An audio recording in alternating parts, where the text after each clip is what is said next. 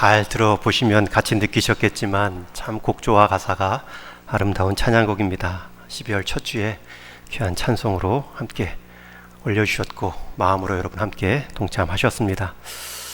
로마서 말씀을 한 번에 한 장씩 살펴보고 있는데요. 다음 주까지 11장 살피고 연말에는 성탄과 또 송년에 관한 말씀을 나눌 계획입니다.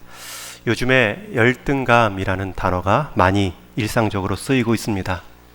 여러분, 열등감이라는 표현은 사전적 의미로 상대적인 자기 비하감, 스스로 느끼는 감정, 이런 뜻을 갖고 있습니다.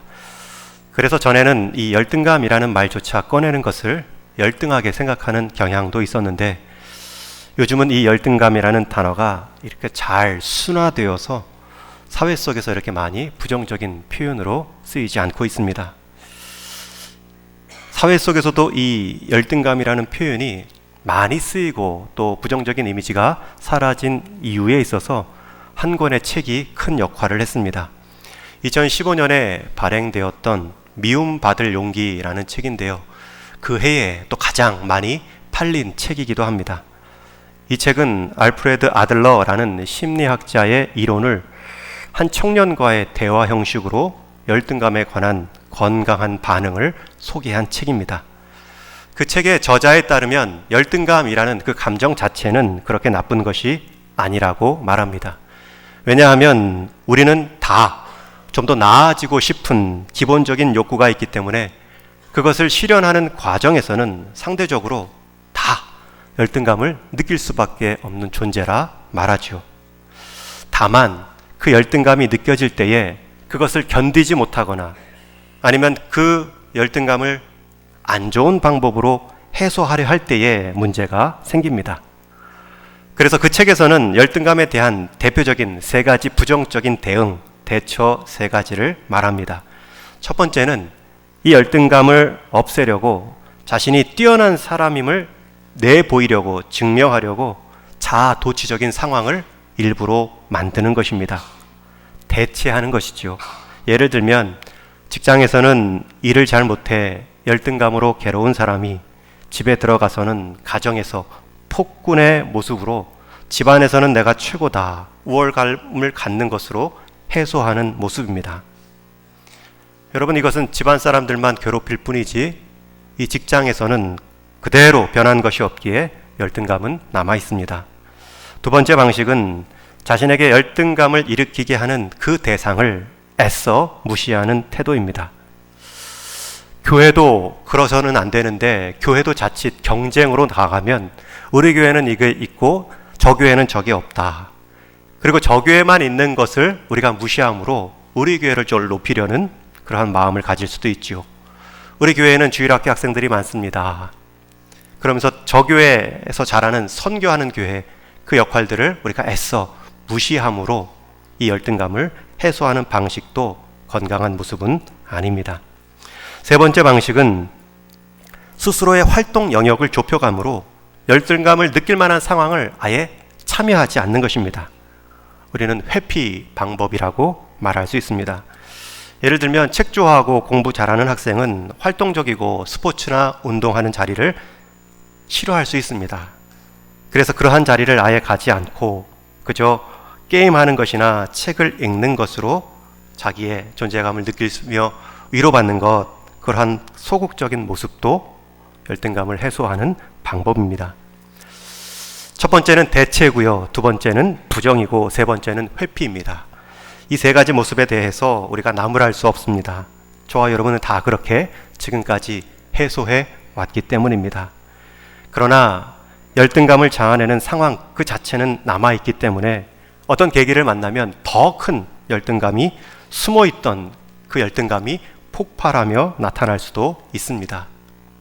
그래서 저자는 열등감에 대한 건강한 처방 한 가지를 제안합니다.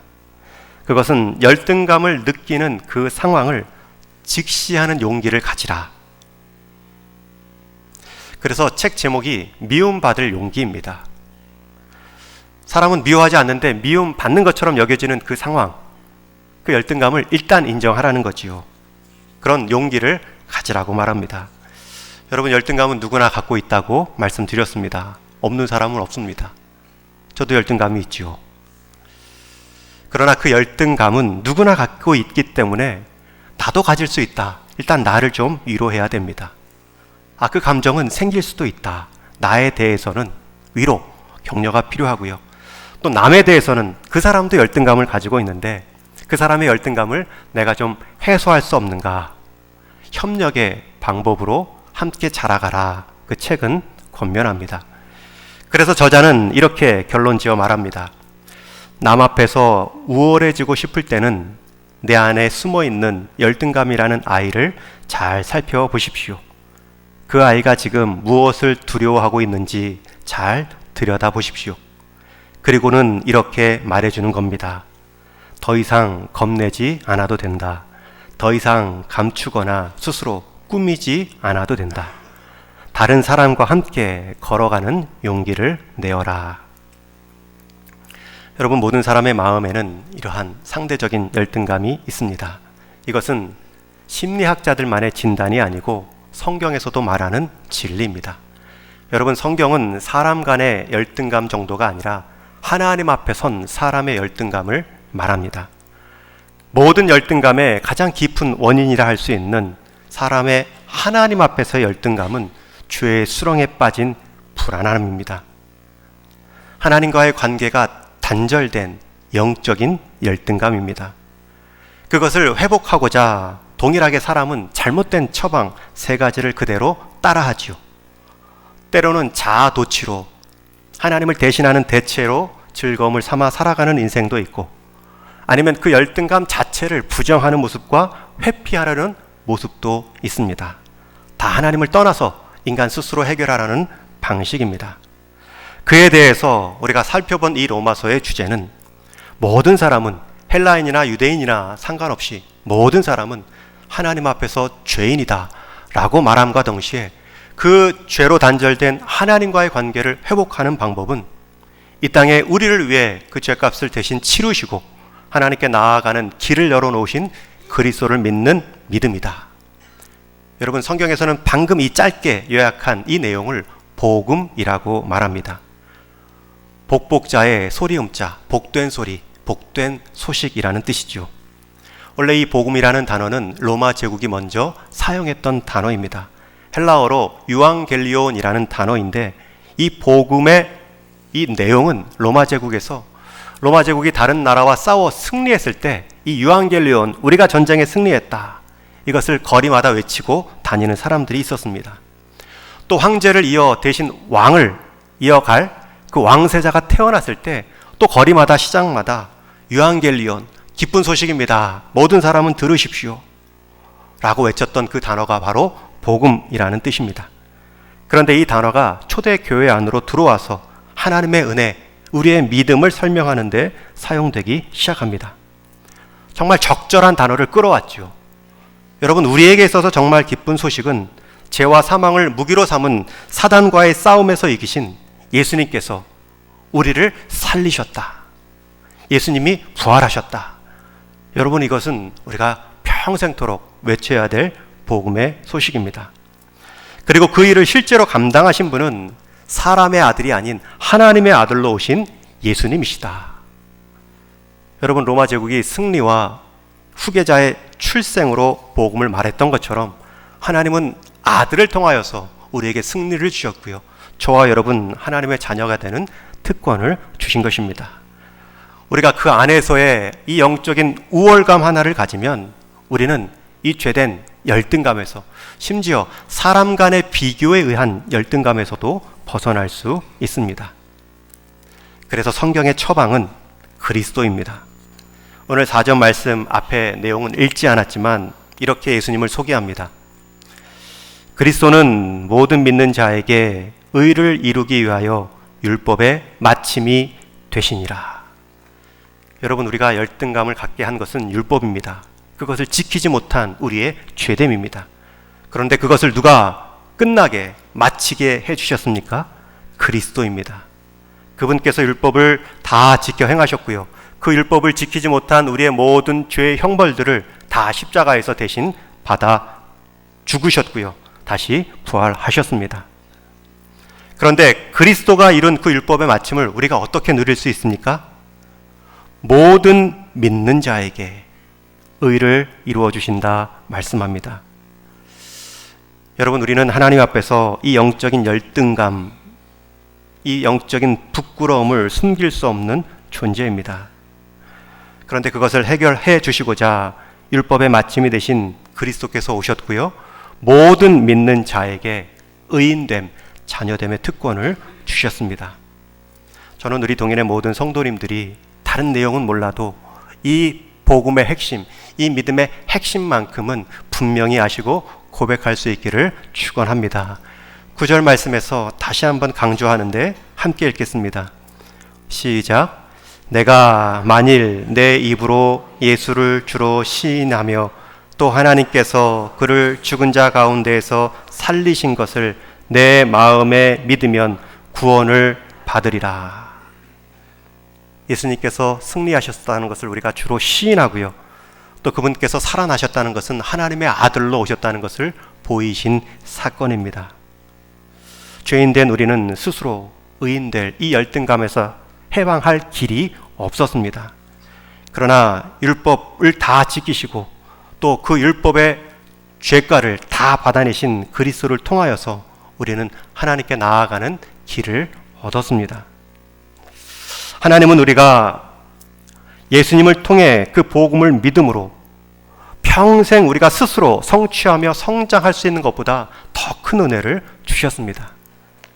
여러분, 저와 여러분이 스스로 노력하여 이 구원의 자리에 설 수 있다면 하나님은 그 길을 더 독려해 주셨겠지요. 그러나 그것으로는 이룰 수 있는 사람이 아무도 없기 때문에 하나님의 아들 그리스도를 보내주신 것이고요, 그분이 이루신 그 일을 믿는 믿음 하나만을 보시고 우리를 하나님의 자녀로 삼아 주셨습니다. 여러분, 우리의 구원은 하나님이 이루신 그 일을 믿기 때문에 더 안전하고 더 영원하며 그 자리에는 누구든지 설 수 있습니다. 다시 한번 강조합니다. 하나님이 이루어 놓으신 그 복음의 길은 누구든지 영원토록 안전하게 누릴 수 있는 유일한 자리입니다. 한번 따라해 주십시오. 복음은 누구든지 영원토록 안전하게 누릴 수 있습니다. 왜냐하면 하나님께서 그 아들을 통해서 이루신 길이기 때문입니다. 저와 여러분, 우리의 성취와 우리의 노력으로 얻은 구원이라면 늘 불안하지요. 우리의 행함과 노력이 떨어지면 구원도 떨어진 것처럼 불안해하지요. 영적 열등감이 또 일어나지요. 특별히 누구든지 하나님은 이 구원의 자리에 설 수 있다 반복해서 말씀하십니다. 여러분, 11절에도 누구든지 그를 믿는 자는 부끄러움을 당하지 아니한다, 누구든지라는 표현이 나오고요, 또 13절에서도 누구든지 주의 이름을 부르는 자는 구원을 받으리라. 심지어 12절에 보면 주께서 모든 사람의 주가 되사, 누구든지, 모든 사람, 누구든지. 여러분, 이 자리에 저와 여러분뿐만 아니라 우리가 기도하는 그 한 사람도 설 수 있다는 약속의 말씀입니다. 하나님은 모든 사람이라고 범위를 넓혀 놓으셨습니다. 하나님은 누구든지 이 복음의 주인공이 될 수 있다 약속해 주셨습니다. 그러나 단 한 가지 조건만 말씀하지요. 누구든지 참여할 수 있지만 아무든지 서는 자리가 아님을 단 한 가지 조건으로 가르십니다. 그것이 무엇이라고요? 믿음으로, 고백으로, 그를 부름으로. 여러분들은 그리스도를 믿고 계시고, 여러분들은 그리스도를 이미 주로 고백하셨고, 여러분들은 삶의 자리에서 그 주인 되신 하나님을 부르심으로 우리의 구원은 확신하다 말씀할 수 있습니다. 저는 이 아침에 다시금 우리 동인의 모든 성도님들이 우리 인생의 주요, 우리를 위해 죽으시고 부활하신 그 그리스도를 믿는 믿음 하나만으로 하나님 앞에 함께 설 수 있기를 주님의 이름으로 축원합니다. 우리 동인의 모든 속한 울타리 안에 있는 성도님들은 이 진리 안에서만 영적인 자유와 기쁨을 맛보셔야 됩니다. 행복의 범위를 이 그리스도 안에서만 정하시고요, 행복의 범위뿐만 아니라 행복의 정의 자체를 이 그리스도 안에 두시며 살아감으로 누구든지 안전하고 영원한 복을 누릴 수 있기를 주님의 이름으로 축원합니다. 그러나 오늘 말씀은 이렇게만 우리를 향한 구원의 복음으로 끝나지 않습니다. 누구든지 주의 이름을 부르는 자는 구원을 얻는다. 12절, 13절에서 반복해 강조하심과 동시에 14절, 15절에는 그러면 누가 그렇게 부를 수 있는가? 4번이나 반문하며 말씀합니다. 우리 14절, 15절 말씀 같이 읽습니다. 시작. 그런즉 그들이 믿지 아니하는 이를 어찌 부르리요? 듣지도 못한 이를 어찌 믿으리요? 전파하는 자가 없이 어찌 들으리요? 보내심을 받지 아니하였으면 어찌 전파하리요? 기록된 바 아름답도다.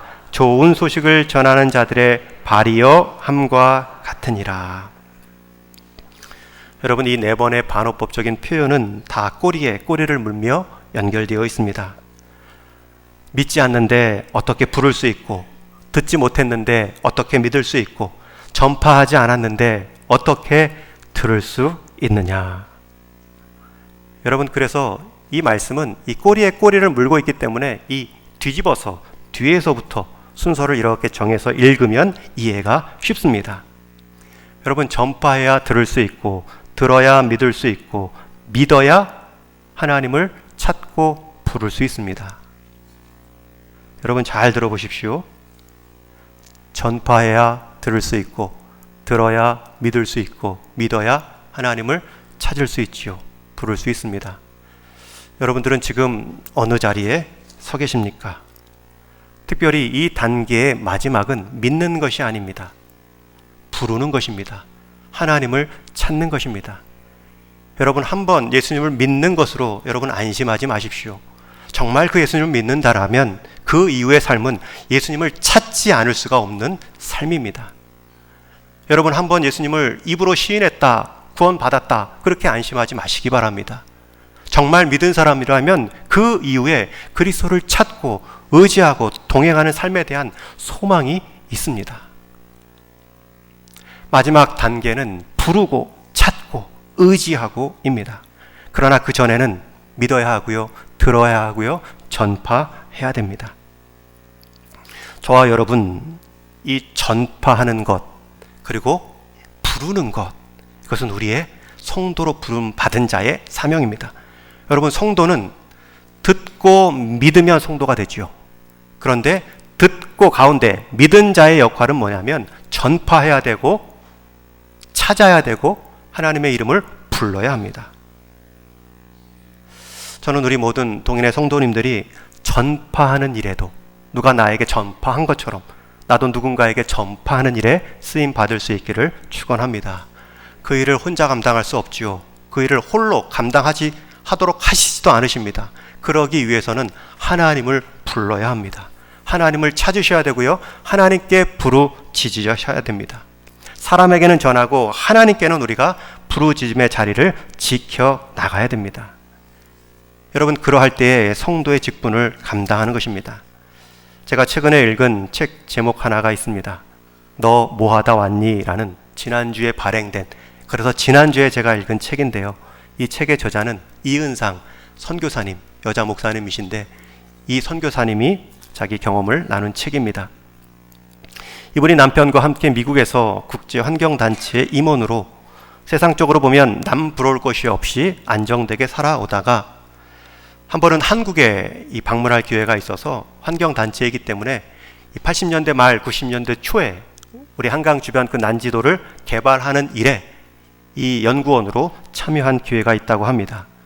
그래서 한국에 와서 그 일을 맡으면서 한국의 교회에 참여하여 예배를 드리고 있는데 한 번은 하나님께서 예배 중에 조용하게 한 말씀을 마음 가운데 주셨다고 합니다.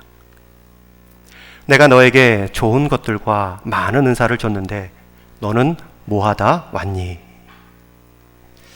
주님이 주신 그 짧은 질문에 이 저자뿐만 아니라 그 부부는 완전한 삶의 우선순위가 바뀌었고요, 그 한 가지 질문을 준비하는 인생으로 삶을 맞추어가기 시작합니다. 그리고 삶이 이렇게 바뀌어요. 너는 뭐하다 왔니? 이 질문 가운데 이 부부의 대답은 우리가 순종하다 왔습니다. 이 대답을 우리가 준비합시다. 그렇게 합의하고요, 모든 말씀에 순종하는 모습으로 살아갑니다. 이번에 남편이 작년 초에 전립선 암으로 하나님께 부름받아 떠나셨습니다. 그런데 이 떠나가는 과정에서도 평소에 하나님은 우리의 기도를 들어주셨다 간증합니다. 이 부부는 두 가지를 평소에 하나님께 기도했다고 합니다. 첫 번째는 하나님 우리 부부를 마음껏 사용하시되 너무 오래 살게는 하지 마시고 이 땅 가운데 적절한 때에 부름받게 해주십시오. 여러분, 천국의 소망이 얼마나 컸는지, 실제적이었는지를 알 수 있습니다. 또 두 번째 기도 제목은 이 남편이 기도했던 제목인데, 자신의 죽음마저도 주님의 영광을 드러내는 일에 쓰임받게 해 주십시오. 그것이 마지막 장례식장에서 이루어졌다고 합니다. 여러 일들이 있었지만 한 가지만 제가 소개하면, 그 장례식을 돕기 위해 나온 상조회사 직원 중에 오 소장이라는 분이 계셨는데, 이분이 소장이라 첫날만 이렇게 지도하고 다른 곳으로 가면 되는데, 장례가 마치는 그 나흘간의 기간 동안 계속 그곳에 머물러 있다가 마지막 날 조용히 선교사님을 찾아가 기도를 받고 싶다고 하며 자기의 이야기를 먼저 나누었습니다. 20살 때 아버지가 많이 아프셨는데 그 아버지를 고쳐달라 날마다 교회 가서 하나님께 기도했지만 하나님은 끝내 내 기도를 들어주지 않으셨습니다. 저는 그날 이후로 신은 없다 말하고 교회를 떠났지요. 그런데 이번 장례를 맡으면서 나도 모르게 자꾸만 이곳에 머물고 싶어졌습니다. 이상하게도 자꾸만 하나님이 나를 부르시는 것 같아요. 계속 내 마음속에 이제 돌아오라, 이제 돌아와야 한다 라고 말씀하신 것 같아요. 그리고 마지막 발인하는 날, 이 상조회사 오소장은 4개의 꽃다발을 준비하여 이 유가족들을 위로하고 이제 다시 교회에 나가겠다 감사를 포하며 장례를 마쳤다고 합니다. 여러분, 우리가 누구든지 하나님께 부름받은 자라면 그 누구든지를 찾아가는 데 있어서는 먼저 믿은 우리들이 쓰임받습니다. 이 상조회산을 기다리신 하나님께서는 저와 여러분도 오랫동안 기다리셨습니다. 우리가 착한 사람이 되어서 교회에 나올 때까지 기다리신 것이 아니라, 내가 너에게 원하는 것은 너의 착함이 아닌 내가 너를 사랑한다는, 나를 향한 너의 믿음이 준비될 그날까지 기다린 것이다. 하나님은 그렇게 기다리고 계시죠. 저와 여러분은 이미 그 사랑을 경험한 인생입니다. 여러분, 하나님께서 같은 질문을 우리 마음 가운데 주신다면 여러분들은 어떻게 대답하시겠습니까? 너 뭐하다고 왔니? 이 선교사님은 대답을 준비했어요. 제가 순종하다 왔습니다. 그리고 그 순종의 내용을 계속 하나하나 채워갔지요. 저는 우리 사랑하는 동인의 모든 성도님들, 혹시 하나님께서 너 뭐하다 왔니? 라고 물으면 아까 말씀드린 4가지 중에 첫 번째, 저는 전파하다 왔습니다. 그리고 맨 마지막 4번째, 저는 하나님 부르다 왔습니다. 부르짖다 왔습니다. 이 2가지를 말할 수 있는 우리 믿음의 성도 되기를 주님의 이름으로 축원합니다. 여러분, 그래서 전하는 것이 중요합니다. 전하는 것 자체가 귀합니다. 전하고 부르짖는 것은 먼저 믿은 자의 책임입니다. 그러나 가운데 듣고 믿는 것은 상대의 책임이고 하나님의 역할입니다. 저와 여러분, 전하고 부르짖는 일 가운데 우리의 분명한 대답이 준비되어지기를 원하고요. 하나님은 그렇게 전하는 모습을 통하여서 하나님의 일을 이루어 가십니다. 수많은 숨어있는 오소장들을 하나님은 불러내실 것입니다. 넷째 주마다 가족 기도회를 인도하고 있습니다. 점심 후에 한 30분 정도 기도하고 있는데 주로 불신 가족들을 위해 합심하여 기도하고 있습니다. 이 기도 모임은 제가 부임하면서부터 시작했는데 초기부터 참석하셨던 한 권사님의 기도 제목은 본인 형제 중에 이단교회에 출석하여 기존 교회에서 떠나 그렇게 빠져나오지 못한 모습에 대한 안타까움을 나누셨습니다. 지금도 뉴스보도에서 많이 문제시되고 있는 만민중앙교회 성도이지요. 온 가족이 거기에 출석하고 있는데 속히 나오게 해 주십시오. 모일 때마다 기도 제목을 9년 동안 나누셨습니다. 그렇게 처음 시작하고 9년 동안 지났는데 올해 여름에 그 교회에서 가족 전체가 나왔다고 합니다. 그리고 얼마나 감사한지 좋아하는지 모른다고 권사님이 간증해 주셨습니다. 여러분, 이런 응답도 있습니다. 그러나 그 응답 이전에 그 권사님이 형제니까 명절에 만날 때마다 전파함이 있었습니다. 그리고 부르짖음, 혼자 감당하기 어려우니까 함께 모여 합심하여 기도했던 9년간의 합심 기도도 있습니다. 여러분, 품고 기도하고 기회가 될 때마다 전파하는 것, 그것은 우리의 몫입니다. 품지도 못하면 맡길 대상도 없습니다. 하나님, 이 사람 맡아주십시오. 한 번도 기도하지 못하지요. 기도하지 못하면 우리가 들을, 경험할 응답도 없습니다. 전파하지 않으면 하나님께서 역사하실 기회도 없게 됩니다.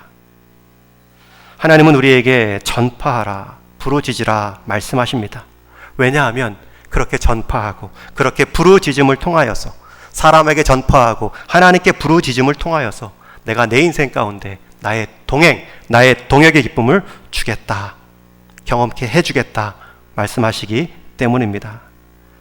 여러분, 하나님이 마음만 먹으면 왜 그것 혼자 다 못 이루시겠습니까? 그러나 우리에게 전파하고 기도함을 통하여서 하나님의 역사 가운데 동참하는 기쁨, 내 인생 가운데 내가 구원받은 그 의미를 깨닫게 하는 기쁨, 나와 같은 인생 또 내 삶을 통하여서 한 예배자를 세우는 그 기쁨, 그 기쁨을 주시기 위함입니다.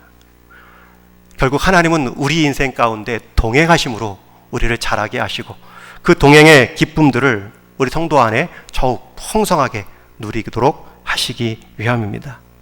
내가 곧 길이요 진리요 생명이다. 여러분, 예수님이 진리요 생명이라는 것은 아는데 왜 길이라고 설명을 하셨을까? 물론 하나님께 나아가는 유일한 길이기도 하지만 하나님께 나아가는 그 방법, 그 과정 자체가 길이라는 것입니다. 과정이라는 것입니다. 여러분, 한번 예수님 믿고 마는 것이 아니라 그 예수님을 계속 찾는 그것이 참된 믿음의 길이라는 것이죠. 그러기에 오늘 15절 본문 마지막 구절은 하나님과 동행하는 성도, 하나님과 동역하는 그 기쁨을 이렇게 묘사하고 있습니다. 아름답도다 좋은 소식을 전하는 자들의 발이여 함과 같으니라. 여러분, 이 구절이 좀 짧은데 원래 이 본문은 구약 이사야에서의 말씀을 인용해서 표현한 내용입니다.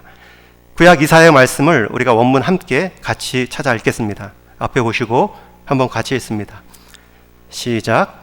좋은 소식을 전하며 평화를 공포하며 복된 좋은 소식을 가져오며 내 하나님이 통치하신다 하는 자의 산을 넘는 발이.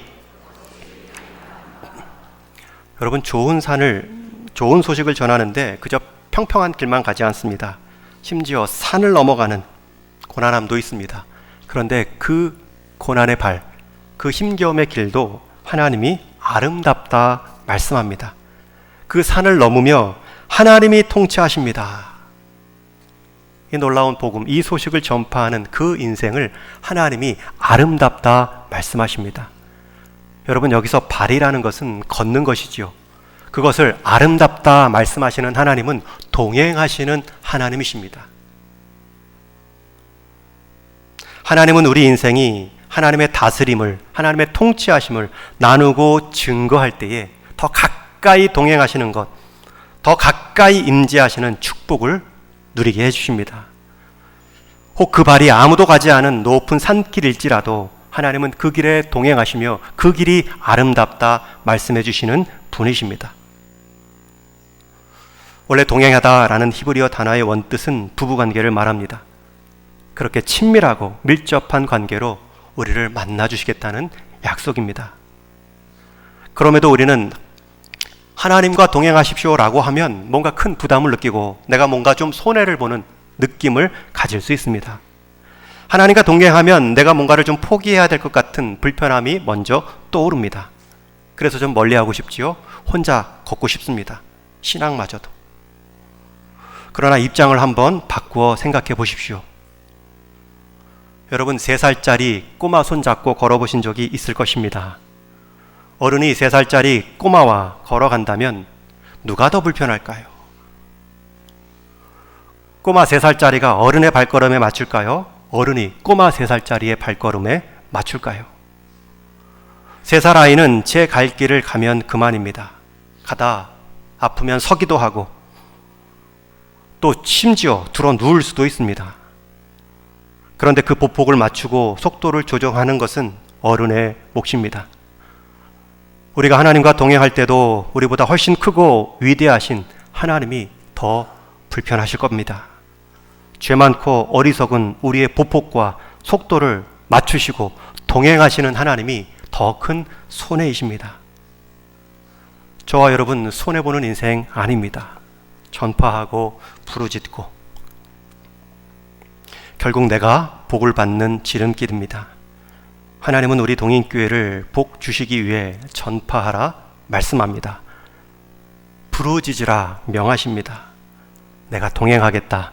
그 발걸음을 아름답게 하겠다. 약속해 주셨습니다. 여러분 50주년 현수막도 붙였고 이제 51주년 내년이면 52주년입니다. 50주년은 이제 우리가 축복하고 축하할 만큼 했습니다. 이제 시작된 이미 50주년의 여러분의 모습은 어떻습니까? 새로운 50주년을 주십시오. 기도한 만큼 여러분 새로운 50주년에 맞는 내 신앙의 순종이 이어지고 있는지요? 여러분 이제는 50주년 2단 기어를 넣을 때가 되었습니다. 저도 2단 기어를 좀 넣고 싶습니다. 기어를 제가 2단 넣는다고 해서 차가 막 가는 건 아니지요. 엔진이 받쳐줘야 되고 거기에 따른 바퀴가 함께 굴러가야 됩니다. 우리 동인교회 이제 2단 기어 넣으셔야 됩니다. 여러분의 마음가짐이 2단 기어가 준비되셔야 됩니다. 어떤 분들이 말합니다. 목사님 목회 담임으로 얼마 계셨어요? 제가 작년에 안식년 갔다 왔더니 한 7년, 길어야 8년으로 알고 계신데 제가 벌써 10년이 되었습니다. 이 선교사 기간까지 합하면 이 17년. 어떤 분은 이렇게까지 얘기를 합니다. 목사님 동안으로 오셨는데 지금 노안의 얼굴이 보여요. 제 주름살을 그렇게 깊게 보신 것 같아요. 여러분 이제 2단을 넣을 때가 됐죠? 제가 넣지 않고요. 여러분들이 스스로 좀 넣어주셨으면 좋겠습니다. 이제 말씀을 정리합니다. 오늘 로마서 10장은 사도 바울이 유대인들이 택함 받은 그 육신의 혈통만을 자랑하다가 지난주 나눈 것처럼 그저 주저앉고 그 육신의 혈통을 오히려 잘 사용하여 하나님의 전파하심에 유용한 도구가 되어야 했는데 그것을 오용함으로 기회마저 놓친 것에 대한 안타까운 말씀을 이어가고 있습니다. 여러분 우리가 유대인들의 택함받은 그 특권을 놓친 것처럼 우리 역시 특권에 안주하여 우리가 놓치는 기회, 우리가 회복해야 될 은혜를 우리가 다 놓치고 살아갈 수 있습니다. 육신의 혈통만을 자랑하다 멸망하는 존재가 아니라 다시 믿음으로 너희는 영적인 자녀가 되어야 한다.